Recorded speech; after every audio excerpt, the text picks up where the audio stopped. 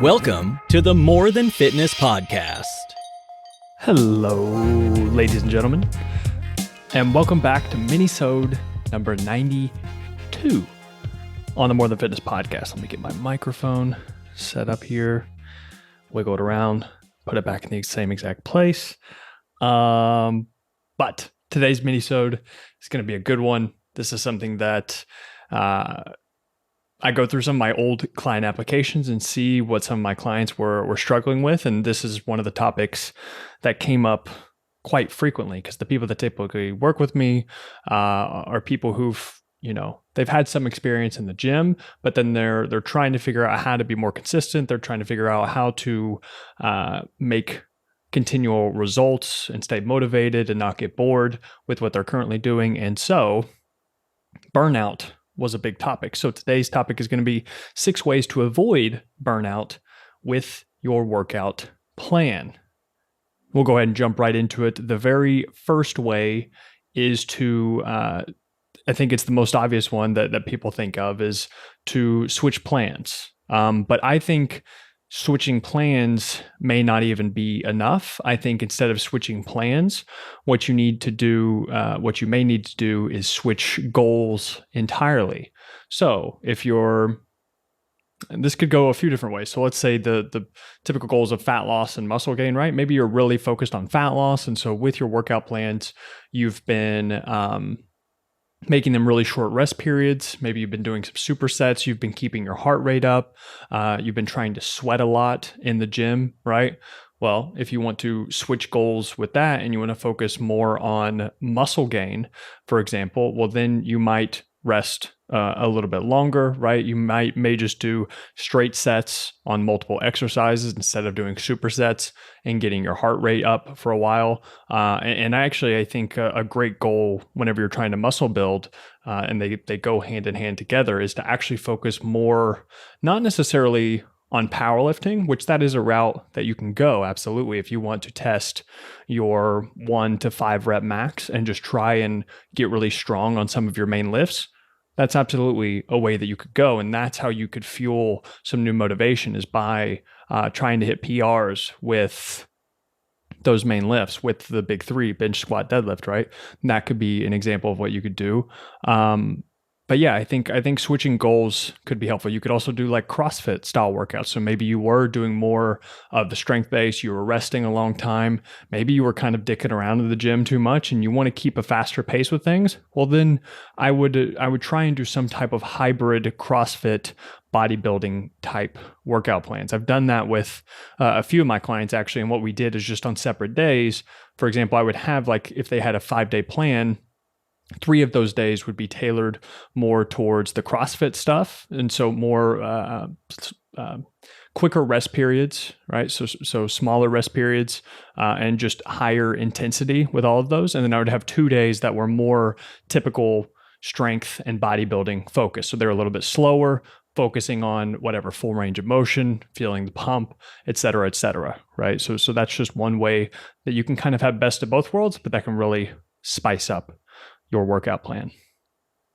Okay, number 2 is going to be add in intensity techniques and new exercises to progress on. So with intensity techniques, a few that come to mind would be supersets, for example. I think that's one of the most obvious ones. Whenever you pair 2 different exercises back to back, I think my favorite type of supersets are actually paired antagonist supersets. So instead of doing if you were doing you were doing a cable bicep curls, for example, and then you were supersetting that with dumbbell hammer curls, right? So it's both primarily a bicep exercise. Instead of doing that, this is also the most common antagonist, I would say. So you would do bis and tris, right? You would do a bicep exercise followed by a tricep exercise. Same thing would be like chest and back, right? Antagonist exercises. That's one way to do it, so that you aren't, the problem whenever you superset the same muscle group back to back. So if you did biceps and biceps, well, whatever you put second is going to be affected from your fatigue from the first thing. Right. So it's kind of not the best way to go about it. A better way to go about it would be the antagonist, because if you're doing bicep curls, it's not going to affect doing triceps right after that as much. And if you want to make it even more effective, what I actually like is cluster sets. And this is kind of like a superset, except you actually rest in between sets. So let's use the bis and tris example again. You would do cable curls as your very first exercise. So let's say you do a set of 10 reps on that, but then instead of going straight from the cable curls to say tricep pushdowns or something, you would do the cable curls and then you would rest 45 seconds after you complete your first set. And then you would go into the tricep exercise. Then after the tricep exercise, you would rest 45 seconds, then go back into the bicep exercise. And what that does is, even with antagonist supersets, you're going to be somewhat limited because whatever you put second is going to, you're not going to be as strong because of the fatigue from the very first exercise. But if you add in just a little bit of rest periods, even if you just take a couple breaths, that can be really helpful in improving the efficiency and effectiveness of those supersets. So cluster sets, resting in between those antagonist paired exercises. Another one would be myo reps, which I really like using with clients. And this one is basically, let's say you're doing leg extensions, right? You would do one set to 15 reps, a pretty hard 15 reps, maybe like a 7 or 8 out of 10 on the hard scale, on the RPE scale, for example. And then you would rest. You would take 5 deep breaths. So maybe 5 seconds in, 5 seconds out. That would be one breath. You would do that 5 times. And then you wouldn't drop the weight or anything. This isn't a drop set, right? You would keep the same weight and then you would try and bust out another 5 reps. Okay. Bust out the 5 reps. Rest another 5 breaths, bust out another 5 reps, and keep doing this basically until you can't get those 5 reps anymore. Whenever you start getting into the 3 and 4 reps, that's whenever you know that you need to stop. But it's a great way to just kind of extend the intensity of a set, especially if you're training by yourself. So that's myo reps. First set, 15 reps, and then take a rest, 5 reps each time after that. Then the next one would be a drop set, which is also very common. You do a certain amount of reps, and then you simply cut the weight in half, for example, and keep continuing to do that. Yeah, I think those are the first couple ones that come off the top of my head. But yeah, if you want to just look up in different intensity techniques on the internet, you can find plenty of them there. And then also with the exercises to progress on, I think this is important. If you commonly do the same bench, squat, deadlift over and over and over again, it's like instead of deadlifts, maybe you could do dumbbell RDLs, for example. That could be a good switch.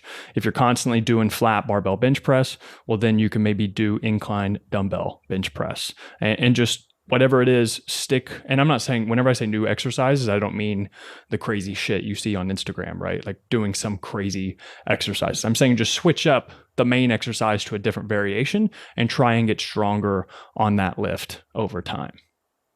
Which actually brings me to my third way to avoid burnout, which is going to be to beat the logbook. I think we can lose motivation because we kind of just go through the motions and we don't actually focus on being competitive with ourselves. And I think a great way to do this is to write down everything. So the weight or the exercise, the weight, the sets, and the reps that you use, and week to week or bi-weekly or monthly or whatever, you consistently try to add in more reps, add in more sets, add in more weight, et cetera, different ways of progressing. But try and get competitive with yourself, because that can, if you can just take it actually a little bit more seriously and write down everything, then you might actually find some new motivation to and excitement whenever you get in the gym, because you know you're trying to beat what you did last week.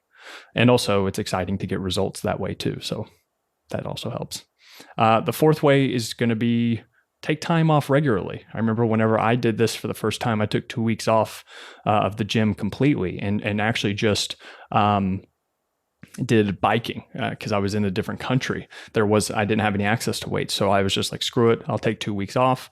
And then whenever I got back home, my motivation to work out was at an all-time high. And that actually reminded me on my first point, whenever I said not only switch plans, but switch goals. You can also switch from a lifting goal to a cardio goal, for example. Of course, maybe you were lifting 4 or 5 days a week. You could go instead 2 or 3 days a week, but then run 2 or 3 days a week as well. So you could have some type of endurance goal. That could be another way to do it. But yeah, going back to the fourth way, taking time off regularly, I would plan this in either through deloads. That's what I do with my clients every about 4 to 8 weeks or so.